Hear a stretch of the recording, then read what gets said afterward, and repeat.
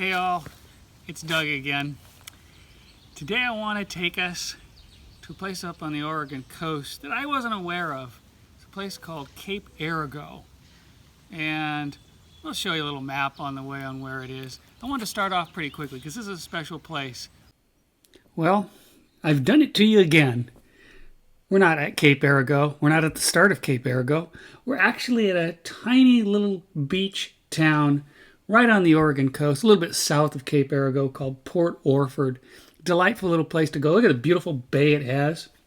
And I wanted to stop here, one, because it's so pretty, but another reason is I remember something from stopping here many years ago. I wanted to see if my memory was right. So here's kind of a ugly map of Oregon, but it's the best one I could find for our purposes here. And you look at the coastline right there, and you see two arrows. Well, the top arrow is where we're going to start Cape Arago, but the bottom arrow is where Port Orford is. And if you go to Port Orford, their big claim to fame right there is a place called Battle Rock. And I'm going to tell you the story of Battle Rock. In fact, Battle Rock is so special to this little community. They have City Park is called it, and they have a little sign of what happened here. Rather than make you read it, I'll tell you the story pretty short. Now, I'm going to tell you ahead of time. Depending on which history books you read, whatever source you get, the story varies a little bit about who started all the trouble and all that. But way back in 1851, a captain of a steamship came down here, and he decided to have some of the people settle. Well, the Native Americans that were here first said, sorry, we don't remember signing any treaty that said that you could settle and just take over our land. And as you can guess, a battle ensued. Well, the Indians had them trapped out on Battle Rock, that big rock in the distance.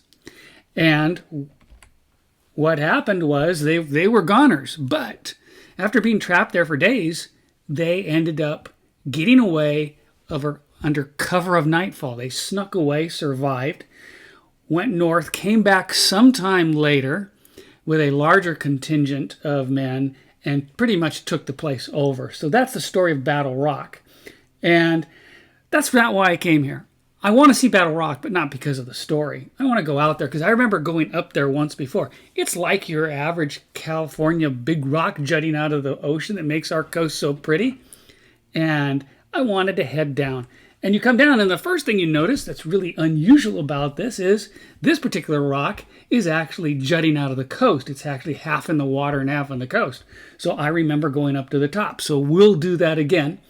I think I'll go the easy way. I don't have any real proper climbing shoes or anything like that to make a fun way going up the straight face on the left. We'll go up the easy way on the right.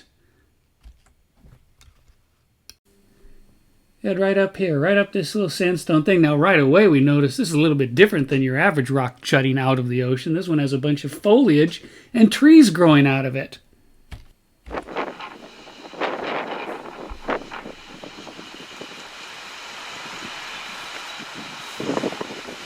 A lot of wind.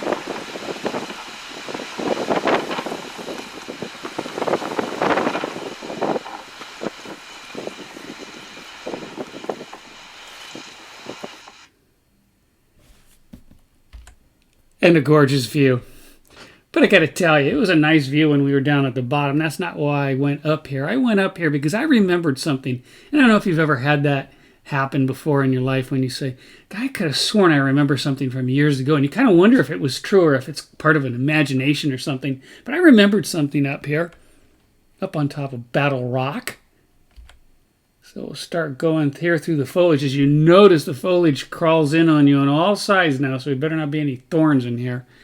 And it gets pretty tight, and I do remember that from years and years ago. And I went up.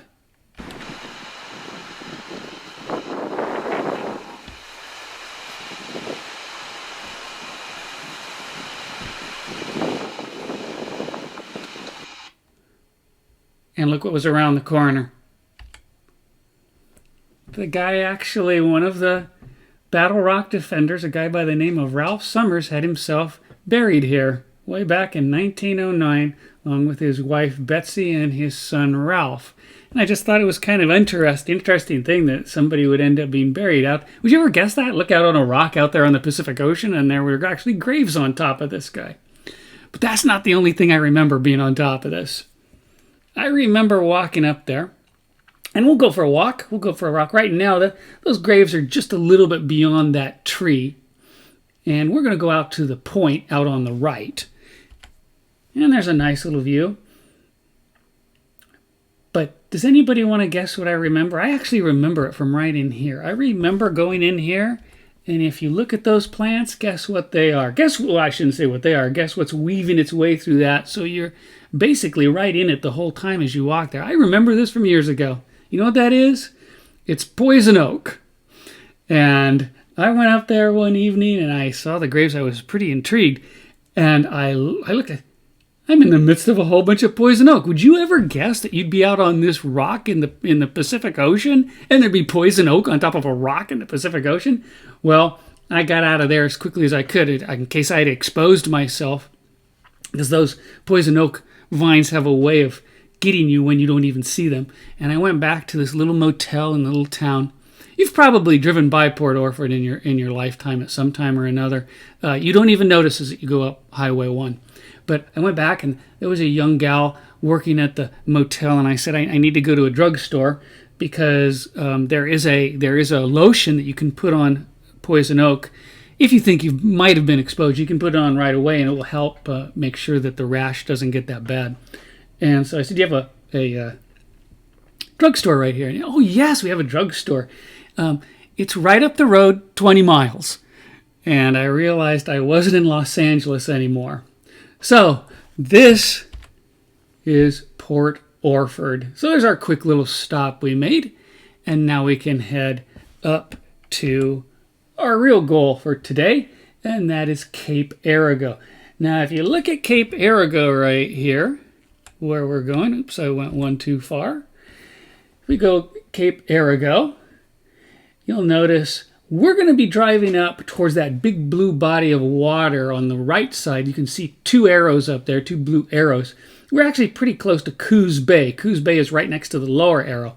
And that's where the 101 goes. So maybe some of you have driven through Coos Bay.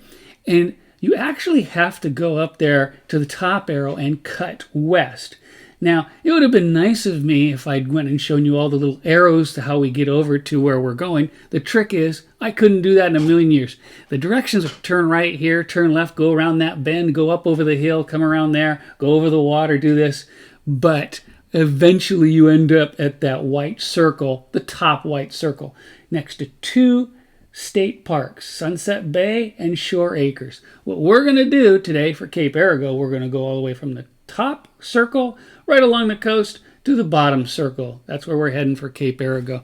And we get out of the car, and it's a nice afternoon, not too hot, but I always like to ask, we're going to be gone about a half a day. What am I taking as I go on this trail?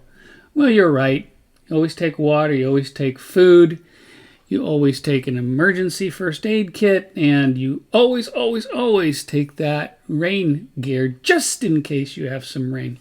And I couldn't have been walking more than about 10 to 15 minutes as I walked south when all of a sudden I saw a little trail heading to the right toward the coast. I was already pretty close to the coast, I felt like at least, and I noticed this little trail. Do you want me to take it? Well, you know me, I'm going to take it. But as I went in, I didn't go in too far, and all of a sudden that trail is closing up and closing in on me. And you may say, well, okay, just brush your way through. But remember what we just saw a little while ago when we were brushing through plants at Port Orford. It was full of poison oak. So we'll be extra careful as we go through here. And you get through, and right beyond those trees, our first view of the ocean. It's pretty socked in, but more than that, I noticed that all of a sudden you can kind of see a few plants in front of me, and that's drop-off. I found this cute little map online, and I wanted to share it with you. Here's what we're going to do today. Over there on the left, near the white circle on the left, Sunset Bay, that's where we're starting. And you can see that black line going along the coast, all the way to the white dot on the right. We're not doing that. That's the road. What we're going to do is take the dotted line that goes in and out along the bluffs, in and out all the way around till we get to that white dot. That, as you notice, you can see in the bottom right corner, is Cape Arago. So as you look at this, the one thing we're going to start noticing is we're up on a bluff. We're going to be right next to it the whole time. And you can see it's a long way down. So you've got to watch your feet on stuff like that. It sounds pretty obvious, but certainly if you're taking pictures, you don't want to be walking while you take pictures at the same time. Have this nice little inlet right here. And if you walk a little bit further, you can see it almost looks like a fortress, doesn't it? You know, when people see this, when they see this little adventure that I went on, people go and say, Doug, that must have been a sad thing for you to come out, because you went out there and it's all socked in. You could have had the beautiful views and all that. And I always say, nope, this is normal. This is normal up in Oregon in the middle of summer. People ask me, well, when did you go? Right in the heart of July, right in the heart of summer. And this is normal. This is not something special. I was lucky to get those views at Port Orford. This is more typical. So now we can go a little bit further. In and out, in and out. So just a few minutes ago, where was I? I was over there in those trees on the right. So you can see how close you come to a very severe drop. Wind your way back inland and back out here. You can see our fortress over there on the left. And the beautiful water right there. And you look at this. You look at this right now. And it reminds, why are we getting such a pretty coastline right in here? Well, the reason this is such a stunning coastline that you see here is because you got to remember where we are. We're right on the Oregon coast. And what goes up from Northern California right along not that close to the coast, but along it, goes up all the way from Northern California through Oregon, through Washington, all the way into British Columbia. We've talked about it a million times. We've got that string of volcanoes known as the Cascades. And over the course of many thousands of years, you've had eruptions. And those eruptions, well, what the heck? Where'd all those volcanoes come from? It's because underneath us are those tectonic plates. We've got the Pacific plate, we've got the North American plate, those big giant plates, they crash into each other, and we get our neat things. We get our earthquakes, we get our uprise, which creates our mountains, we get our volcanic eruption activity, and that volcanic lava comes running down over the course of all those years ago, years and years ago, comes running down, here it goes, comes out here to the coast. This is all from volcanoes, this rock. That's why it's so hard. It takes a long time for it to break down, and you get these gorgeous coasts.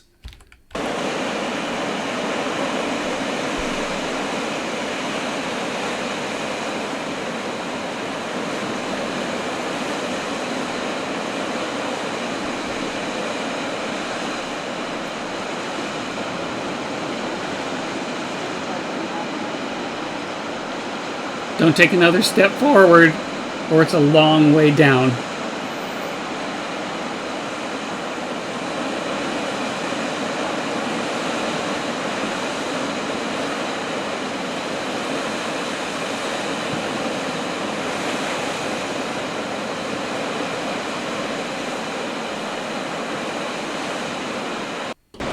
Then we look here. Boy, it's really socked in, isn't it?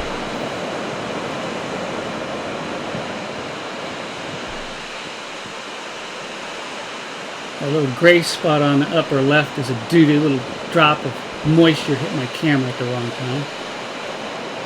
But as I look around, anybody see anything kind of weird?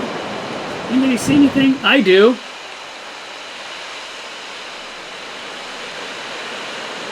Somebody's watching you.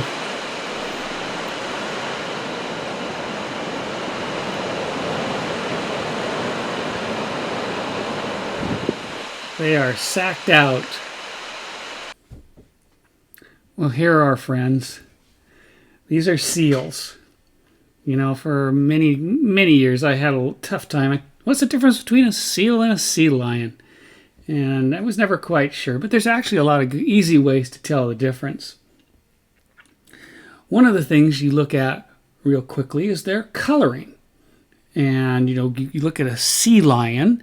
A sea lion's coloring is brown. He's got that brown coat on. Now, a seal, on the other hand, comes in two colors, pretty much. And that is pretty much a light whitish color with black spots, as you can see on the left. Or you can have some that are darker colored with white spots. These guys on the right are actually closer to that white with dark spots. They just kind of have a little bit of darkness on them. But that's their color. Now, there's other ways to tell, and this is probably the most common way. You look at this guy looking at me from way down there, and a sea lion has an ear flap. Look at a seal, they don't. I don't see any ear. Well, he has ears. He can hear, but he's just got little holes in the side of his head. Sea lion, on the other hand, he's got the ear flaps. So that's another easy way to tell them. Okay, let's keep going. Look at this guy. You know, I'm jealous of this guy because he's very comfortable. You look at him, look at that shape. Seals are built more like torpedoes, and it is magnificent shape for them to be when they're in the water. They are completely adept in there, just magnificent underwater swimmers. On land, they're not that good. They kind of wobble around to get where they want to go, but it works. They get the job done. They tend to be a lot more shy than the sea lion, who, as opposed to being built like a torpedo, is built more sleekly. Is that right? Word, it should be sleeker, sleekly, or sleeker. But they're sleek, whereas our seal is built like that torpedo. It works for him, though. Works great. Well, I was jealous enough of that last guy, but I'll tell you what, I'm even more jealous of them because I don't know I've ever been as comfortable as these two look right here. But when you look at these guys, it's the last, there's lots of ways to tell the difference, but here's the last one I like to use. And that is, if you were going to go go to the zoo tomorrow, and you went to the zoo and you went up to the sea lion display, what would the sea lion area, what would your sea lions likely be doing? Well, if I know my sea lions, they would be barking at each other because that's what it seems like they do 24 hours a day. One or two of them are always going "Arr, arr, arr, arr, arr," at each other. They're always making a racket. Seals aren't that way. Seals come out and here they are. They're kicked back. They're just content to just be resting out here and enjoying the day. They're quite shy. I would never approach them anyway, but if I were to do that, they would probably get into the water. They say that in the water they're quite curious, but outside the water they're very, very shy. Now the sea lion, like we say, he's the opposite. He's the one out making a racket all the time, and that's how I remember it because I look and I say the sea lion. What does a lion do? A lion roars. So that's how I remember it. The lion roars, and the sea lion makes a big racket. So there we are. We've complete. You know what? We have actually only completed about a third of the way to Cape Arago, so we've got a lot of stuff ahead to do. Looking forward to the next one.